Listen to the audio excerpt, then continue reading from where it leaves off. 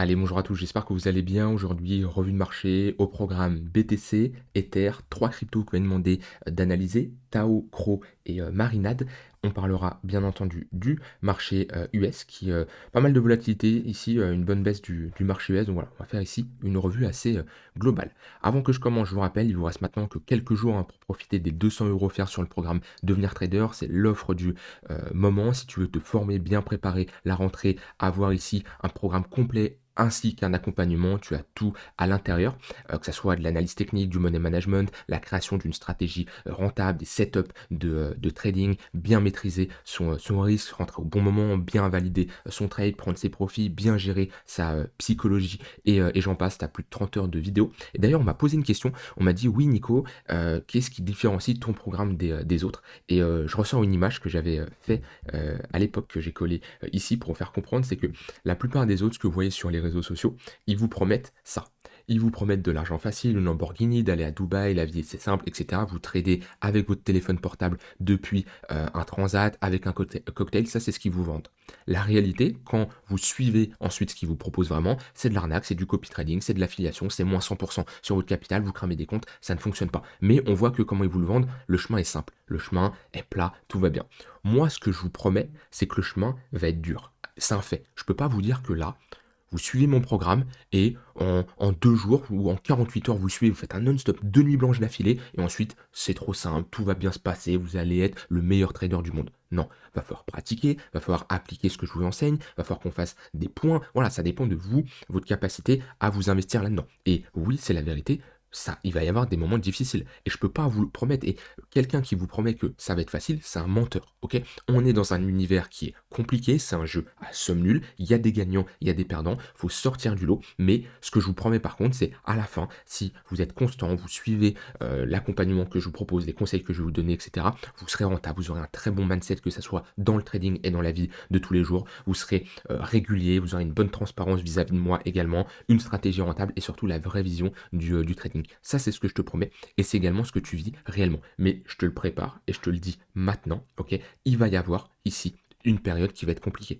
Pourquoi? Parce que bah, c'est le temps que tu te formes, le temps qu'il va y avoir des moments de doute, c'est normal. C'est comme si on faisait un sport de haut niveau. Le trading peut être comparable à un sport de haut niveau. Et je ne pèse pas mes mots, c'est réel. Et un sportif de haut niveau qui fait des compétitions, ok, clairement, il a des moments de doute et il a des moments difficiles, d'accord? Et c'est pas un chemin facile comme ça.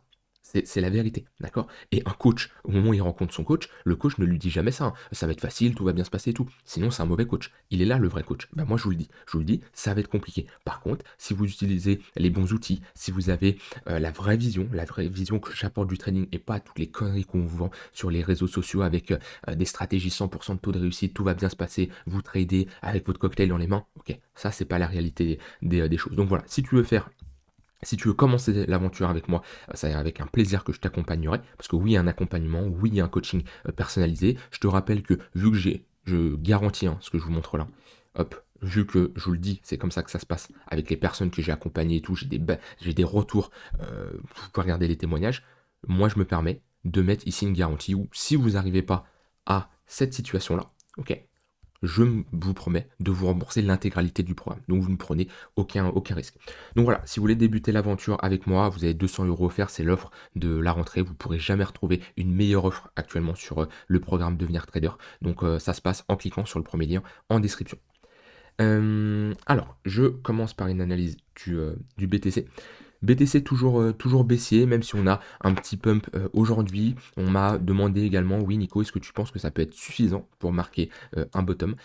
Et on voit que le marché, la psychologie des gens peut rapidement s'inverser. C'est-à-dire que les derniers jours on était plutôt baissier, et là on a un petit pump, surtout des altcoins. On voit bien, on a une Bitcoin dominance qui reste globalement basse avec voilà, un range globalement, mais des altcoins qui pump un peu aujourd'hui. Et ça y est, le sentiment de marché peut switch assez rapidement.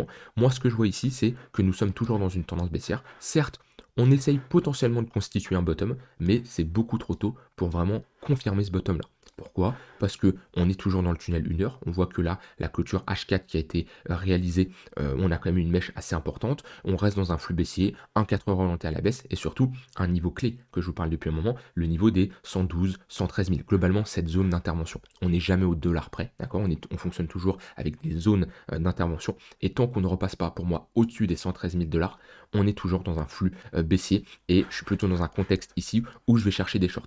Si par contre on repasse au-dessus des 113, là c'est la vérité, par contre je change de fusil d'épaule, ok, et je serai plutôt dans un contexte où je chercherai des longues. Je serai quand même méfiant parce que on n'aura pas un retour de... alors ça dépend comment on y va, ça dépend le momentum qu'on a, le cross des moyennes mobiles, comment ça se passe, et si on a vraiment un vrai flux haussier.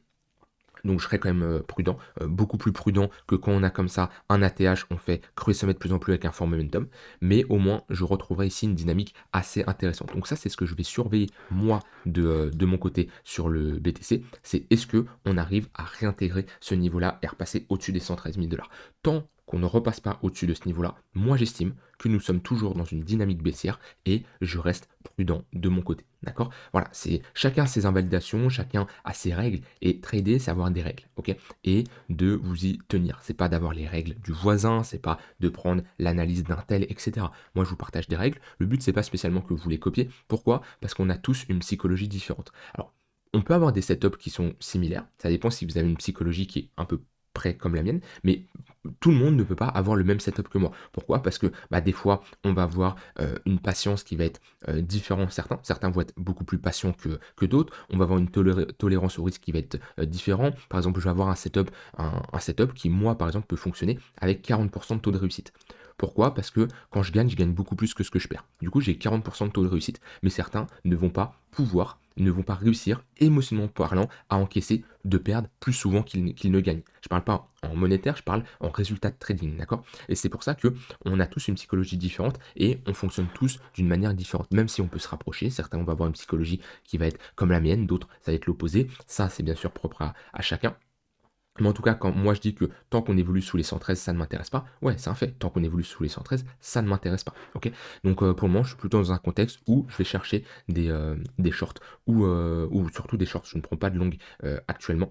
Et j'ai pas pris de trade aujourd'hui. Hier, je vous avais partagé des trades que j'avais pris. J'ai pas eu de setup qui se sont enclenchés aujourd'hui. Ok. Il n'y a rien eu. Bon voilà, on avait vu ici hier la réaction vendeuse sur le point pivot weekly. On est revenu chercher l'extrémité basse. Point pivot weekly ici qu'on a break. On est sorti du tunnel 1 heure ici sur l'unité de temps 1 heure, on est en train de le pullback. Il y a une petite dynamique haussière sur du court terme, c'est un fait, on revoit le tunnel bleu 3 minutes qui repasse au-dessus du tunnel 15 minutes, voilà, c'est intéressant. Je vous rappelle, ça, ces indicateurs-là, vous pouvez les récupérer en mettant Multime Frame Vegas. Soit vous prenez cet indicateur-là, c'est juste les tunnels Vegas, soit vous prenez celui-là, ça ajoute également les points pivots. Ça, c'est à vous de voir ce qui vous arrange. Mais voilà, un indicateur. Alors, je pourrais faire une vidéo de 2 heures sur comment utiliser cet indicateur, d'accord? Que ça soit en tendance, que ça soit quand on a du momentum, il y a plein de choses à faire là-dessus avec ce type d'indicateur, parce qu'on peut en faire sur du court moyen terme. Bref, il me sert sur plein d'unités de temps, même pour l'investissement, etc.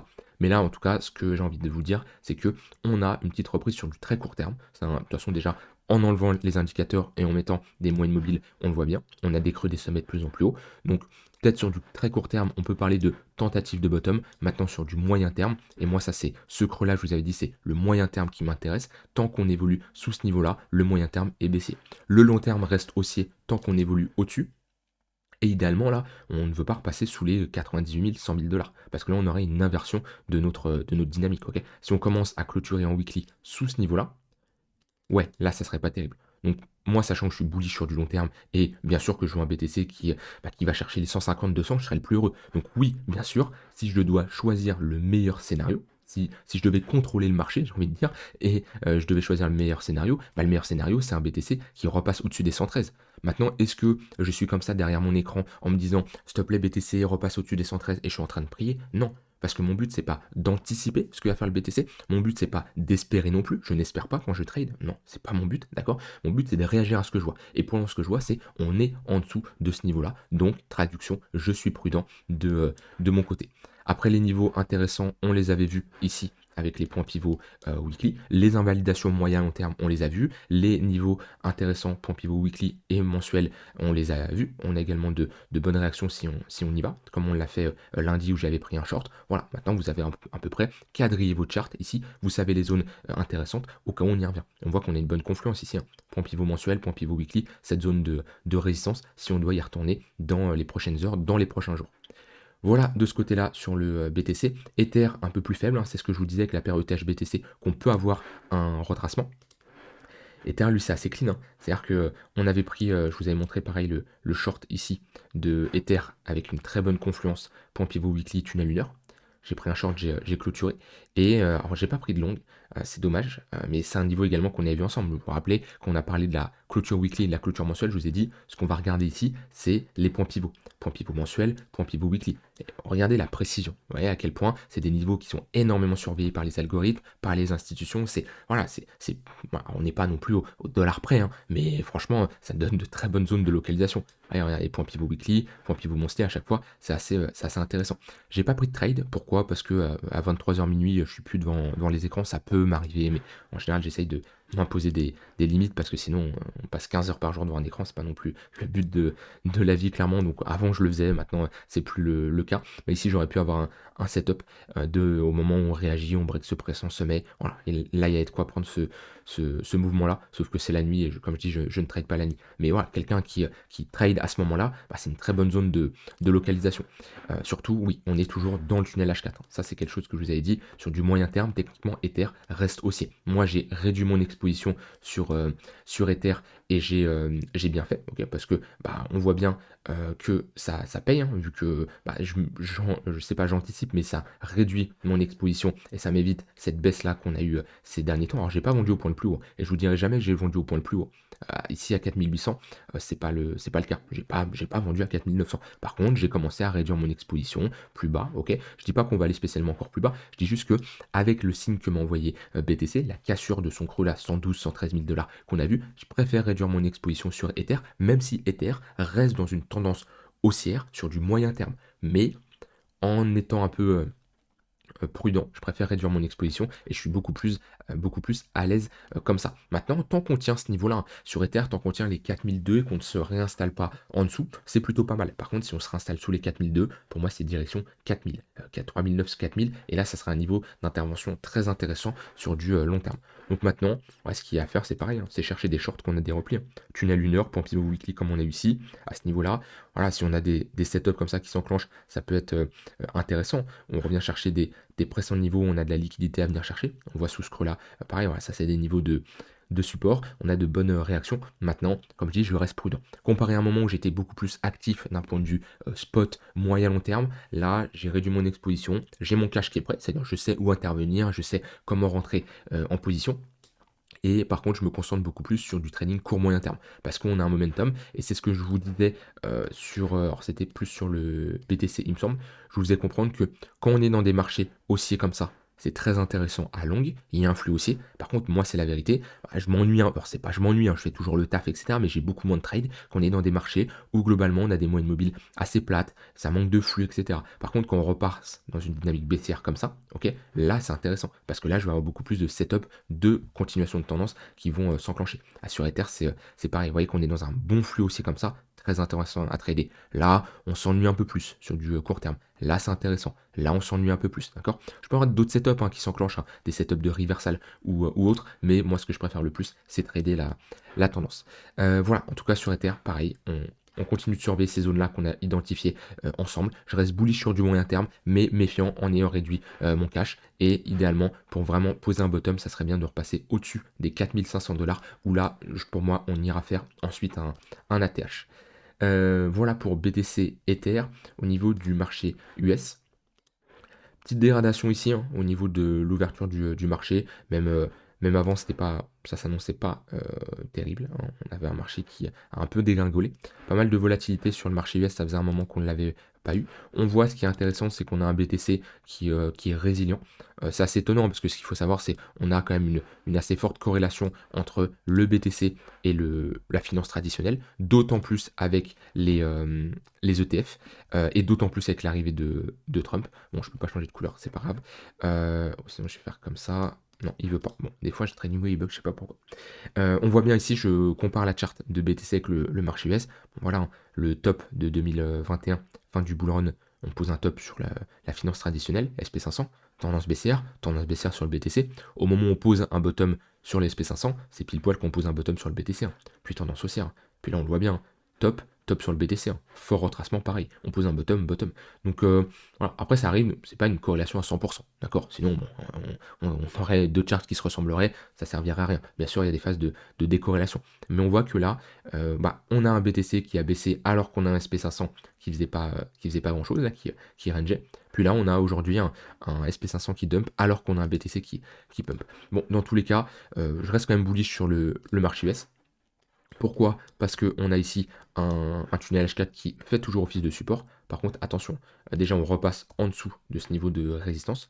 On a un niveau là à absolument pas réintégrer. Ça c'est vraiment important. C'est pression ATH. On a NFP, taux de chômage qui arrive vendredi. Ça va être très déterminant et ça peut créer énormément de volatilité si les chiffres ne confirment pas les baisses des taux qui arrivent, hein. Parce que je vous rappelle, si on a une inflation qui repart, si on a une économie qui est beaucoup trop forte, on n'a pas besoin de baisser les taux. Je vous rappelle, hein, on augmente les taux pour ralentir l'économie et on baisse les taux pour stimuler l'économie. Sauf que si l'économie se porte déjà très bien, il n'y a pas d'intérêt de baisser les taux. Donc vendredi, attention à ce qui va tomber, ça peut être important. Je vous rappelle, la majorité du marché a pricé 2 baisses des taux, voire 3. Si au final on a des modifications là-dessus et on a du repricing à nouveau suite à des potentiels chiffres qui vont tomber et qui ne sont pas en faveur de ces baisses des taux, ça peut créer de la volate. Et de toute façon, SP500, on est sur des niveaux hauts, hein. J'étais le premier à vous le dire quand on était à ce niveau-là. Et moi, je vous le dis, hein, une règle, vous pouvez vous donner une règle simple. La personne qui est positionnée sur le long terme, sur le SP500, qui se dit, je sais pas trop comment me positionner sur les corrections, moi, je l'ai toujours dit, à partir de moins 20%, c'est intéressant. Pourquoi? Parce que nous, comme on caractérise un bear market dans le marché crypto, en général, c'est un moins 80%, c'est des grosses tendances baissières en weekly, c'est voilà, ça dégringole, c'est le bordel. Eux, c'est complètement différent. Pourquoi? Parce que la volatilité est moins importante. À partir de moins 20%, il y a une estimation comme quoi nous sommes en bear market. C'est comme ça, c'est un chiffre chez eux, c'est moins 20% bear market. Sauf que c'est de la psychologie, pareil, le marché fait l'inverse de ce que la majorité des gens pensent. Quand tout le monde pense bear market, souvent on a des rebonds. La preuve ici, hein, je me mets là, hop, moins 20%, déjà on a un premier rebond, on le reteste, mais ensuite on pose un bottom. Ici, moins 20%, ça nous donne le bottom. Donc si vous devez vous positionner, à partir de moins 20%, c'est intéressant. Allez, moins 25, moins 30. Et très peu probable qu'on ait un moins 80% sur le SP500. Pour moi, presque impossible. Ou alors, bon, si c'est le cas, vous aurez d'autres choses à penser que vous actifs parce que c'est que le monde partirait sûrement en cacahuète. Mais dans tous les cas, si vous cherchez des entrées sur le SP500, à partir de moins 20%, ça redevient intéressant. D'accord? Je parle vraiment pour quelqu'un qui cherche à se positionner sur du très long terme. Après, bien sûr, on peut faire du trading plus actif, qu'on a des plus petits retracements. Mais là, voilà, il faut mettre des moyens mobiles, il faut avoir des niveaux de support intéressants. Pour moi, on reste dans une traîne moyen terme haussière, pardon, mais on a un essoufflement. On le voit bien ici, si je mets un MACD, j'ai ici un affaiblissement. Déjà, j'ai une contraction du momentum, on le voit bien. Et surtout, j'ai des sommets de plus en plus bas sur les MACD, des sommets de plus en plus bas sur le prix. Et on voit que quand on fait un sommet, c'est timide. Quand on fait un sommet, c'est timide. D'accord? C'est pas comme les précédents sommets qu'on a fait. Vous voyez, hop, je vais tout masquer. On va parler purement de price action, c'est plus simple. Vous voyez ici que je fais un sommet, bam, ça part. Ok. Euh, Là, quand je fais un sommet, ok, ça part, mais c'est timide. Ça part quand même. Là, quand je refais un nouveau sommet, là, c'est ultra timide, hein. Et là, quand je refais un nouveau sommet, voilà, c'est de la timidité extrême. Bon, c'est pour faire comprendre que à chaque fois qu'on fait un nouveau sommet, on pousse moins haut, on a un affaiblissement. Donc, on reste quand même prudent là-dessus. Voilà là-dessus sur SP500 Nasdaq. Si j'analyse les cryptos que demandé d'analyser, que j'ai noté de mon côté, n'hésitez pas dès maintenant à me reproposer en commentaire. J'en ai plus trop à l'analyser. À un moment, j'avais une liste qui était vraiment très longue. Là, je vous le dis, pour ceux qui veulent ici me remettre vos altcoins, et ben profitez-en parce que c'est maintenant qu'il y en a le moins. Vous aurez de grandes chances de l'avoir dans les prochaines vidéos, dans demain ou même après-demain. Alors, Tao. Tao, on en est où? Eh ben, on, on est un peu sur le scénario que je vous avais évoqué quand on était ici, où je vous disais, pire endroit pour se positionner, milieu de range, c'est là où madame, monsieur, tout le monde achète, pourtant, il n'y a rien à faire, ok? C'est un niveau qui n'est pas pertinent, on se positionne toujours sur les extrémités. Un acheteur, il va chercher des longues sur l'extrémité basse, ou alors un break de l'ATH, mais jamais il va se positionner sur un milieu de range, parce que d'un point de vue risk-reward, c'est pas intéressant. Donc, Tao, on réagit sur cette résistance. On est en train de potentiellement revenir chercher l'extrémité basse. Ouais, ça serait sur du moyen terme pour préserver ce creux-là, ça serait bien de poser un bottom et ne pas repasser en dessous de ce niveau-là. Le niveau des 300 $, ce chiffron psychologique est très intéressant. C'est un niveau de support. Et ouais, idéalement, faut vraiment pas repasser en dessous de ce niveau-là. Sinon, ça serait pas ouf et on casserait quand même un gros niveau. Alors, je dis pas que c'est pour ça qu'on va break ce range par le bas, ok, mais pour maintenir cette tendance moyen terme, ça serait pas mal de maintenir ce niveau-là. On voit que dans ce gros range long terme, à ce niveau-là, eh ben on est sur un range moyen terme. On le voit entre ces deux bornes. Donc sur Tao, c'est clairement du trading de range. Je mets des moyennes mobiles de toute façon. Regardez, hop. Voilà, tout est plat. Tunnel daily plat, on écrase la volatilité ici. Tunnel 3 jours plat. Bon voilà, si vous tradez la tendance sur du long terme, Tao n'est pas intéressant. Par contre, si vous cherchez à vous positionner sur des extrémités, c'est une charte qui est pas mal. Donc classique. Extrémité basse, on cherche des longues. Extrémité haute, on cherche des shorts ou à prendre des profits si on s'est positionné en tant qu'acheteur sur l'extrémité basse. Et d'un point de vue retracement, au cas où on fait un nouvel ATH, même si on aura le temps d'en reparler d'ici là, on a toujours ces targets qui pourront s'activer 1100 $, 1157 $, 1392 $. Pour le moment, ces targets ne sont pas du tout d'actualité tant qu'on ne fait pas de nouvelles ATH.